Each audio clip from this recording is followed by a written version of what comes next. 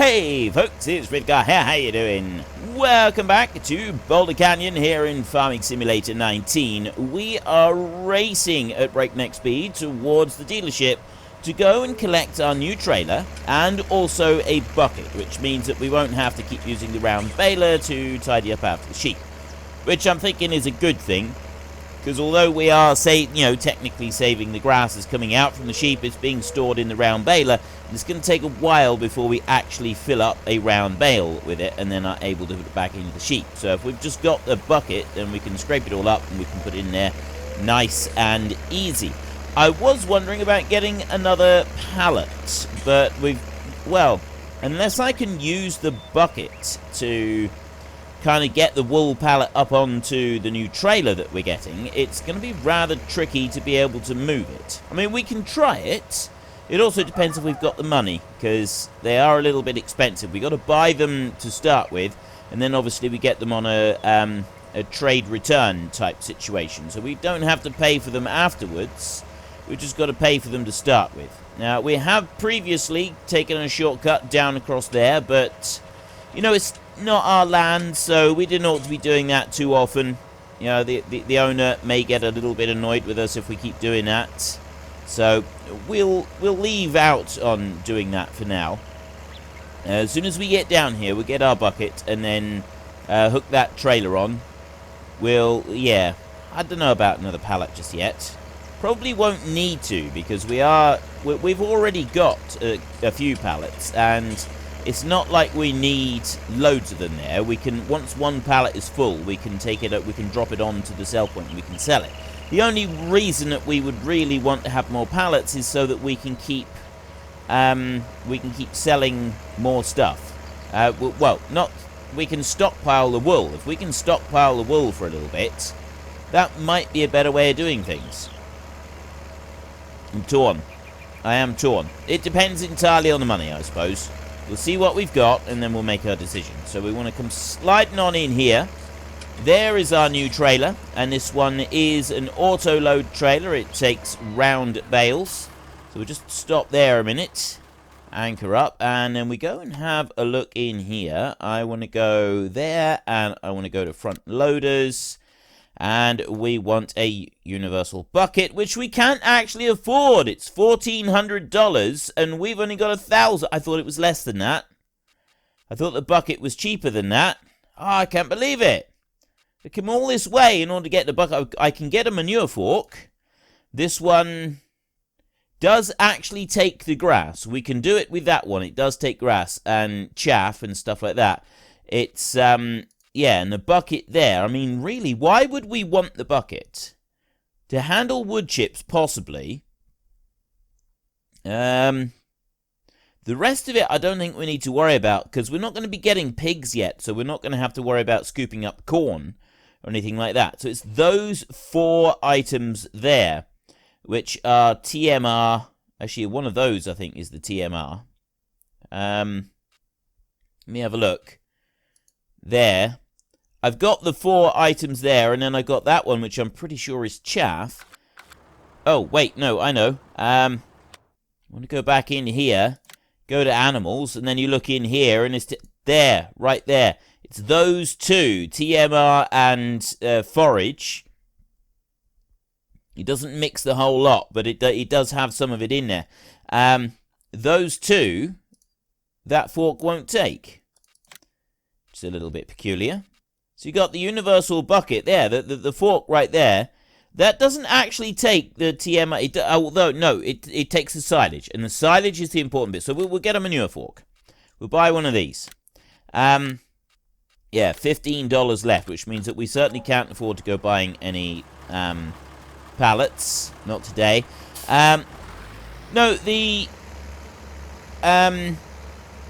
was thinking TMR because when we have the cows... Oops. Let's try that again without shredding the tires on the corner of the trailer. When we have the cows, they will leave... I thought they would leave TMR in front of the pen, but they don't. It's silage that they leave in front of the pen. So we don't actually need to worry about that. And then this fork here will handle fresh grass. It will take it, so we can use this one for cleaning up after the sheep, and then when we eventually get some more animals later on, this one will be good at least to start with, and it's only the pigs that we then have to worry about later. So that trailer is the perfect one for this tractor, or at least it seems to be the perfect height. It doesn't have to move the arm up or down very far in order for it to work, which is absolutely fantastic. I mean, yes, we can't bring any more pallets back home with us. Maybe we'll do that another time. At some point, we will do that. So we've got our brand new trailer right here. Race this one back. I'm seriously considering, when we buy more land, is to buy it over this side. Just want to show you very quickly what I've been thinking about. Now, we've got land up there. There's a parcel of land there which is 166,000, which I do think we should seriously consider. Then there's a parcel there which is 162,000, which again I think we should consider. That one up there is 190, but most of that is mountain, which effectively makes it completely useless for us. So I think that one there would really be our second parcel of land that we'd want to buy.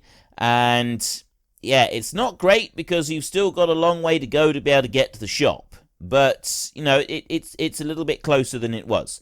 And then you've got these bits over here. So, you know, those two bits there are getting us close to the shop. We can't build a bridge. That's the only downside to this, is we can't actually build a bridge all the way across there. And that would be the better option. But, yeah, that's what I was kind of wondering, is if whether we should buy this piece of land this side of the river and work this, because it's, you know, with it being closer to the dealership over here, it might end up being a bit better. But then I was thinking, well, I don't know if that's actually going to be any particular benefit to us.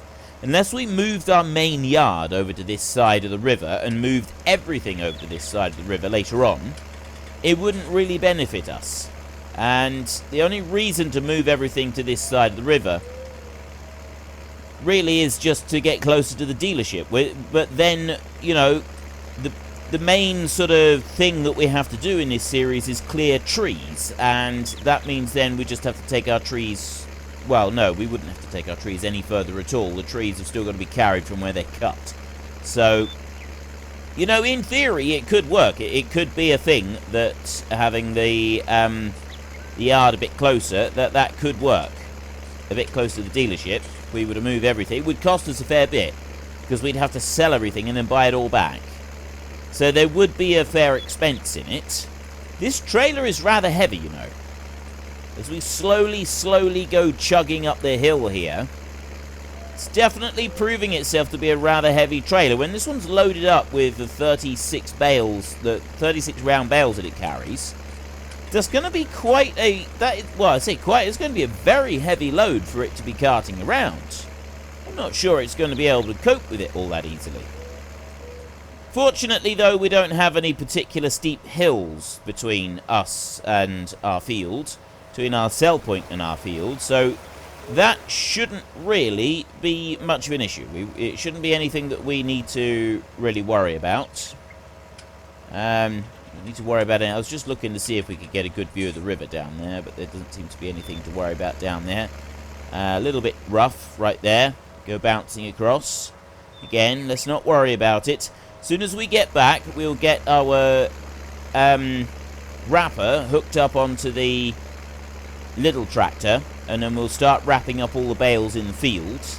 And then the next thing to do will be, well, we'll clear the bales off the field. We need to keep an eye on the price, but we're not going to sell until we're well above $1,000 a bale. That's our target price now. It's $1,000 a bale, which is $250 minimum per 1,000 litres.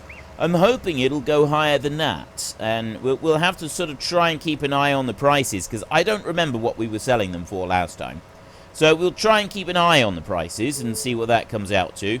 We've got our field over here that we want to carve out. Whether or not I cut back a few more trees over on the other end of the fields, do something with it, entirely sure at the moment.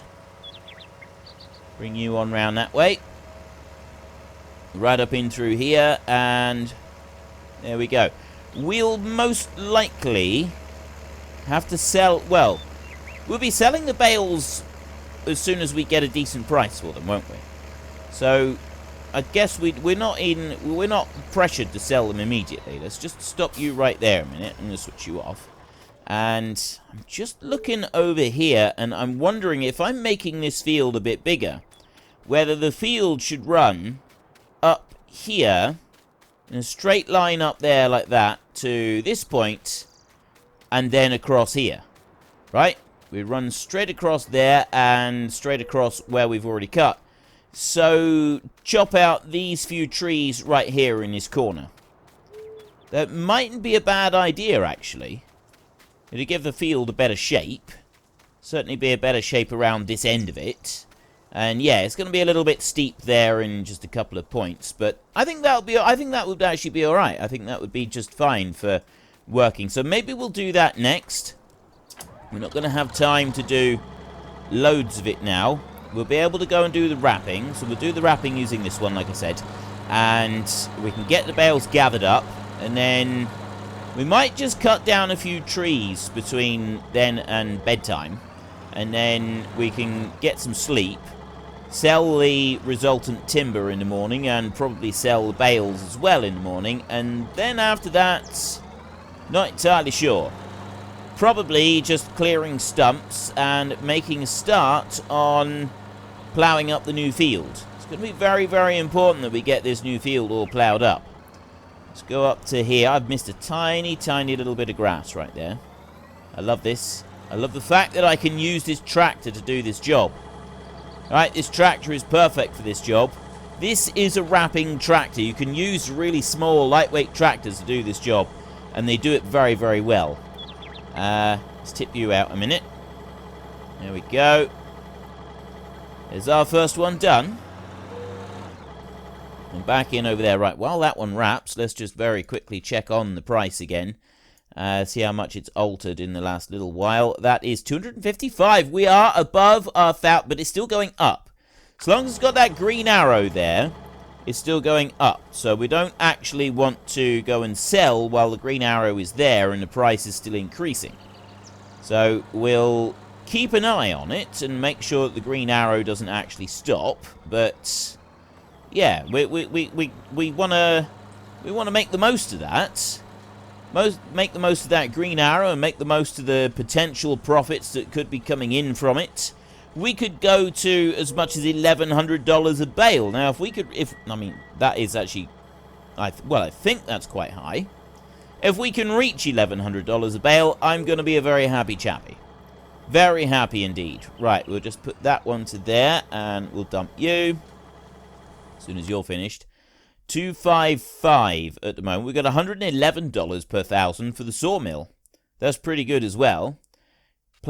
That's plain grass, I think. That's straw, and yeah.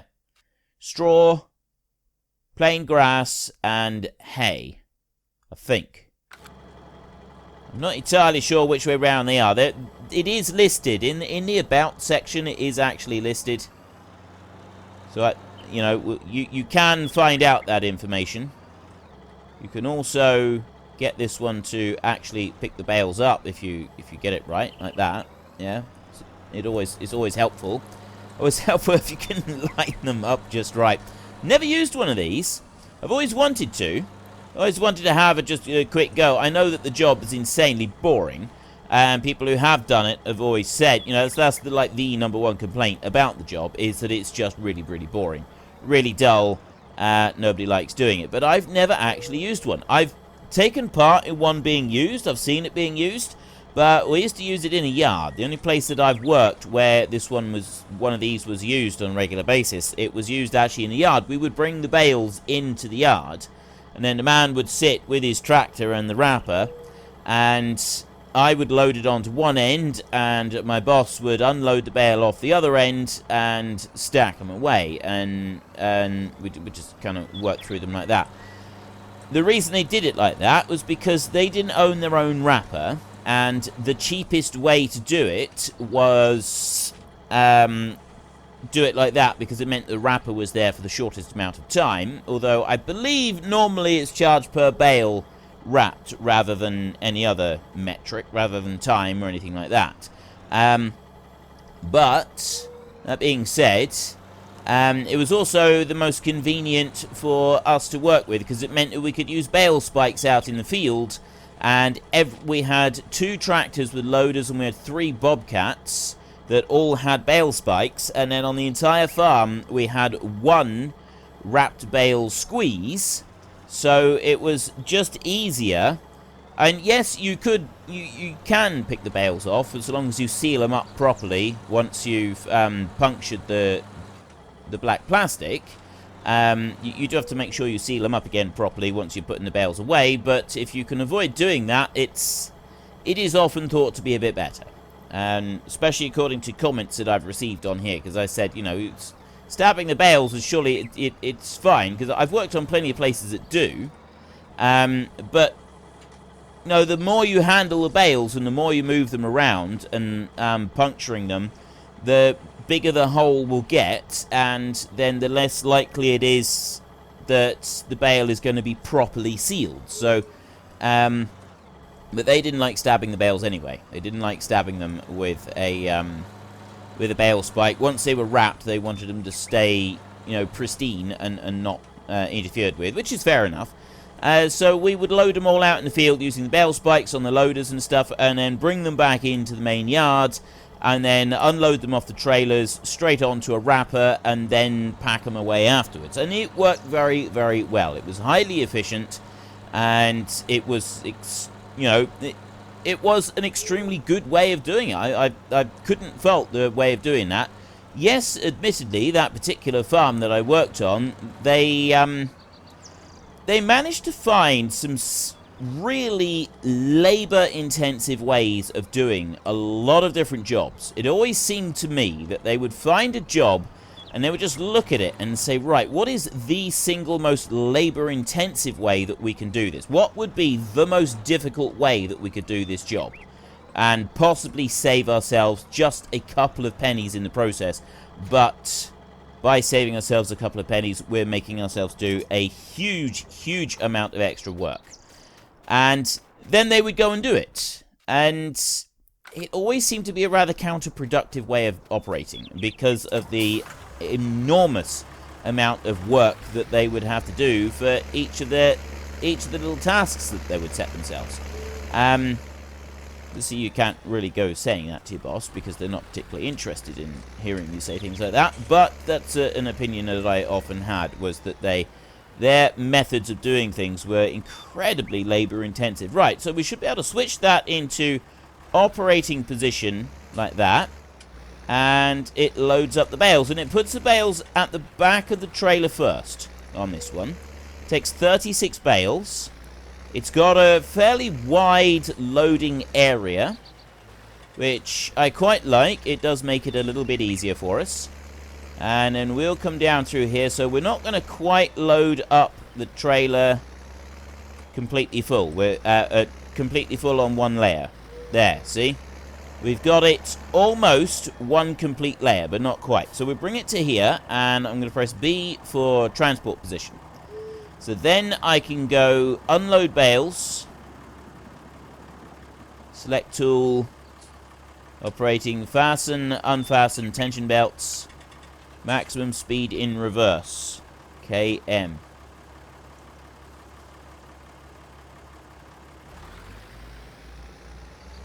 Oh, I see.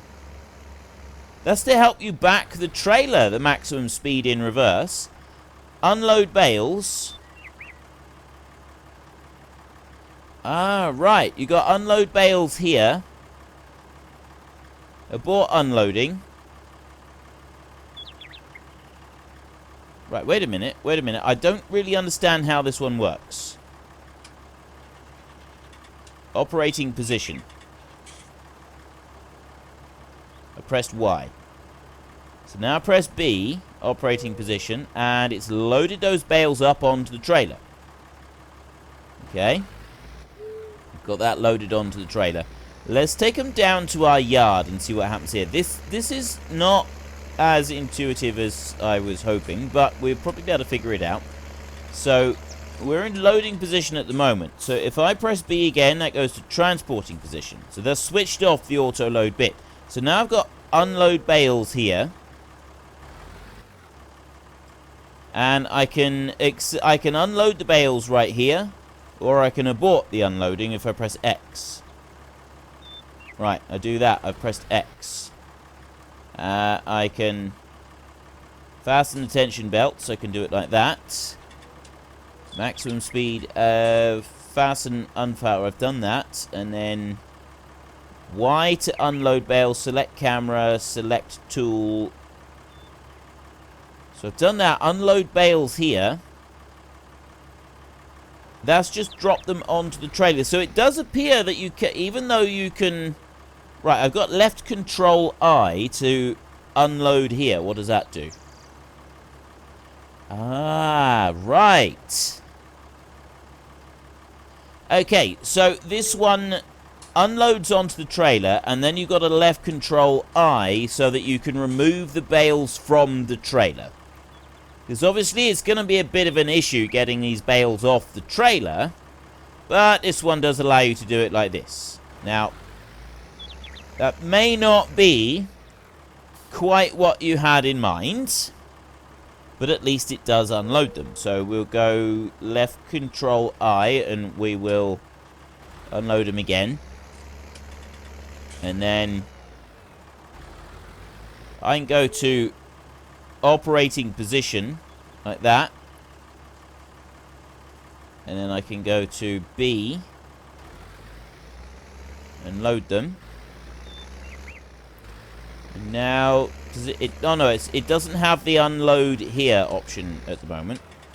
I can bring them to there. So is there any way that I can tidily put the bales on? I don't think there is.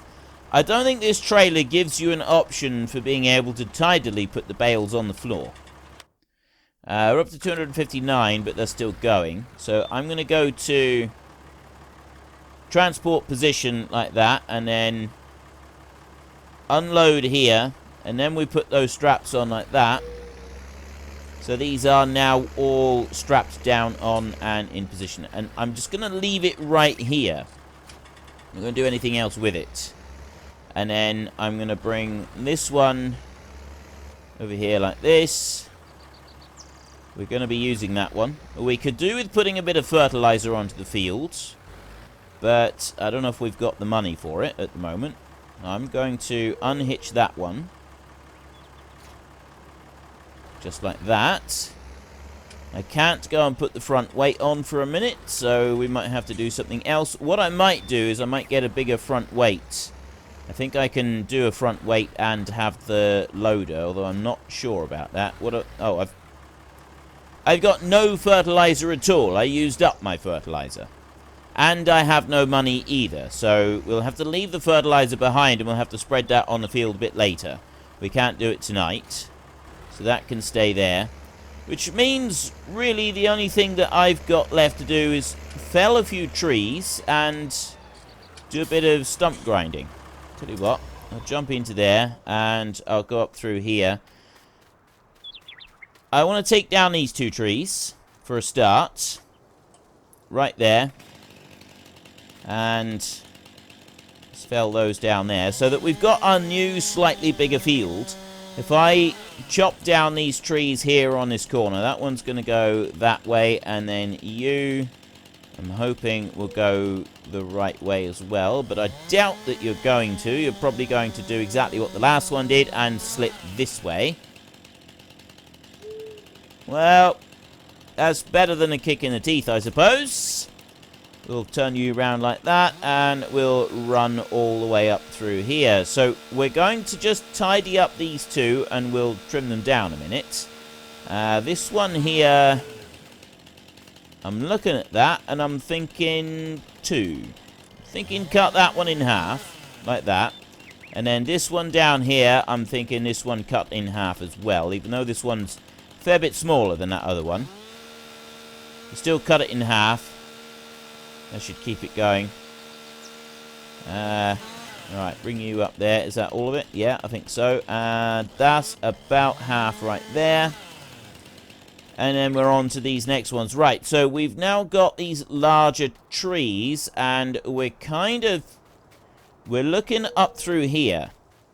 For the run that we want to do, this tree here I want to take down. I'll get rid of that one. And then there isn't actually that many trees here. In this little group, there isn't that many trees here because of where we want to run this straight line. So long as we get a straight line up on this side, the rest of it is just fine because we're following the edges of the roads all the way around the rest of it. I'd like a straight line on this side of the field just so that we've got an edge to follow. It doesn't really matter too much about the straight line itself because it's not going to be something that's going to affect workers or the field in general because they're going to be following different lines. With that being said, I still want them. Right.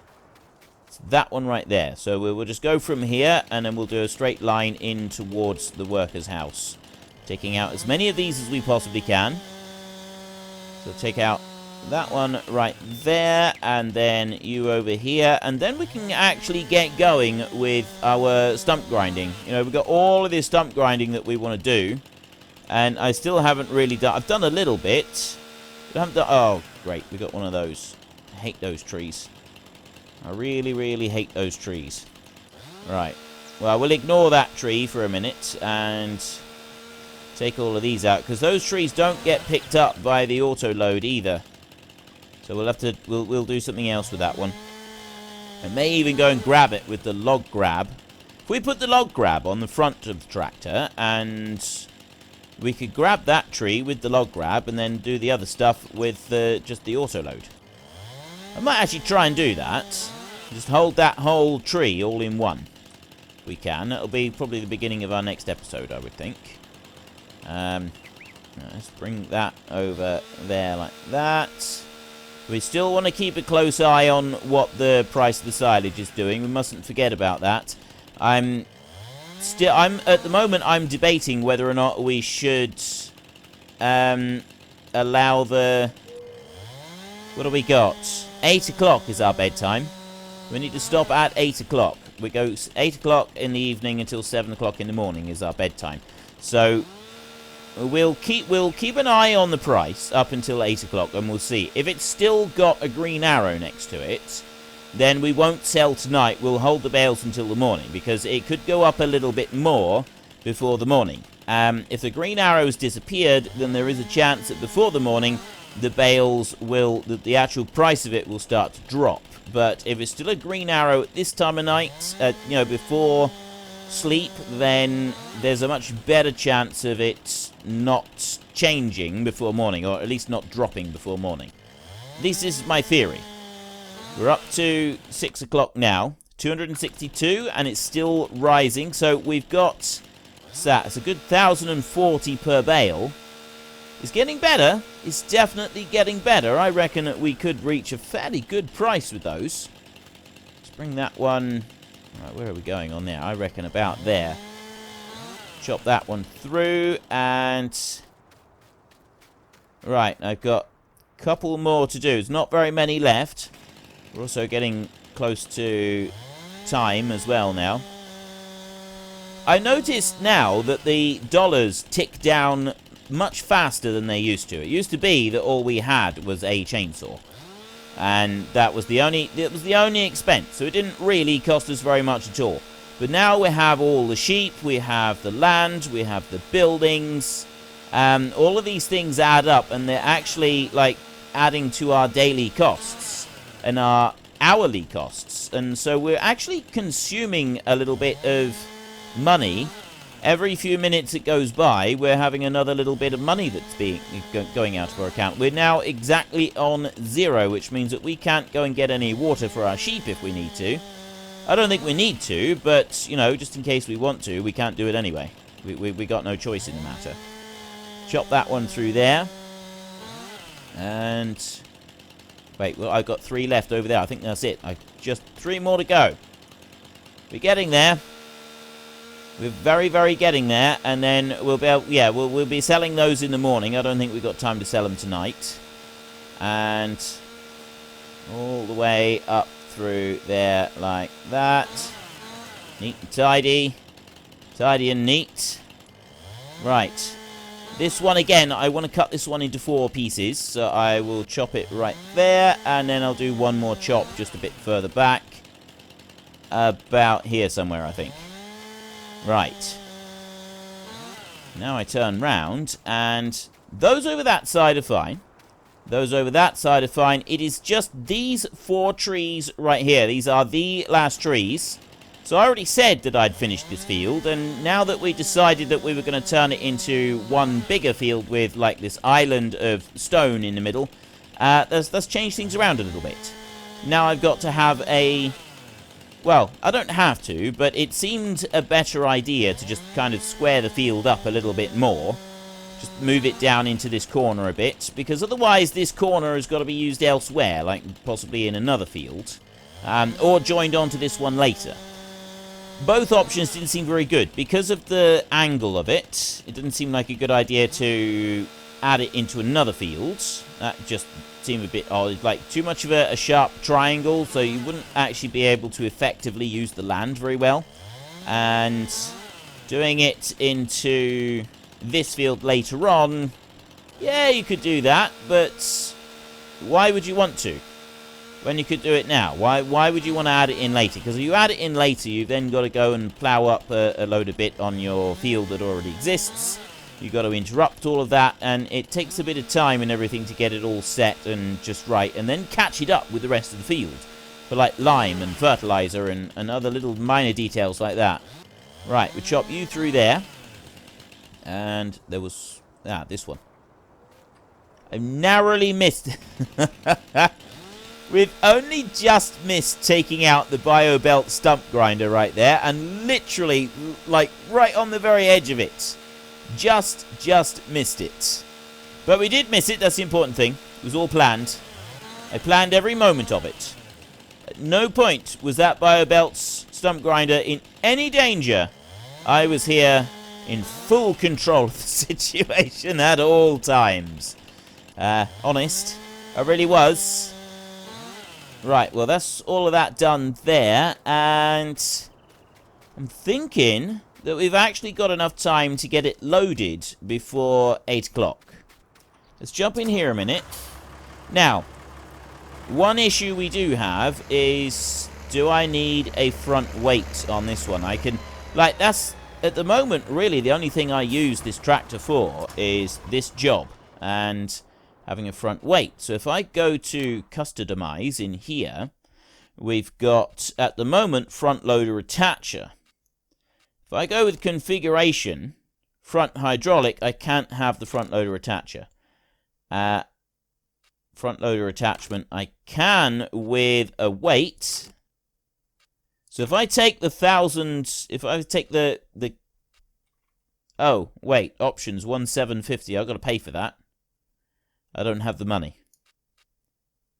Wheel setup, yeah. Front hydraulic, I've already got. Standard. To be able to have a front weight, I've got to pay for it, and I don't have any money. So we can't do that at the moment. I can go and load a few of these trees. That is still on green, so we won't worry about that one. It'll probably be alright to run until morning, I should think. So all we really want to do is get these logs loaded up. I think we've got just enough time before I need to finish up this episode. Well, we're going to do this and finish up the episode at roughly the same time, I should think. Right, I'm going to leave it on this side. And I'm just going to go auto load on right as it is. So it'll load on the left side. Because it does. When you unhit or you leave the game, it will go and change the sides that it's loading on. So I want to move it over to there so that we load on that side, and then I'll stop, and then I will change the side, and then I will start loading again like that. Perfect. Right, is all of those gonna fit? I don't know if they're all gonna fit or not. And I forgot to put it on to 30 times speed. I've now put it on 30. You know what? Let's just go to 60 times speed while I do a few of these, just to make up for my lack of 30 timing. And moving that along there, along the top. So we know that that tree right there that I'm driving past at the moment, that was not going to load. Because it's a whole tree, it hasn't been stripped off. That's also the dodgy one. So we don't want that one anyway. We will come back and we will get that one in a bit. But we don't need to worry about it right now. What I do want to do is I want to come around here. I don't want to do that too much, actually. Oh, right. Let's change that down to 30 times speed now. I'm going to try and push through there.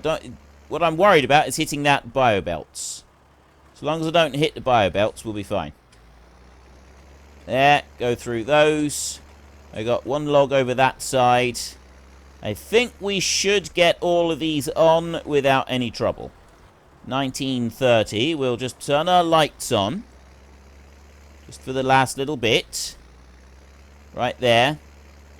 I've got a log down there that I need to go out round. But no, we're going to be able to do this. I got to keep it on 30 times speed. That's the only thing that's really against us now, is that I got to keep it on 30 times speed, and we need to finish by 8 o'clock. So get that bit on there. That bit goes on there. And then that one over there, I will load. Right now, I'll stop. I will change sides. I will start it again. That one will go up onto there, and then I can put the straps on, and I can stop. I can also do that, so I slow down the time. Oops. Turn that one off.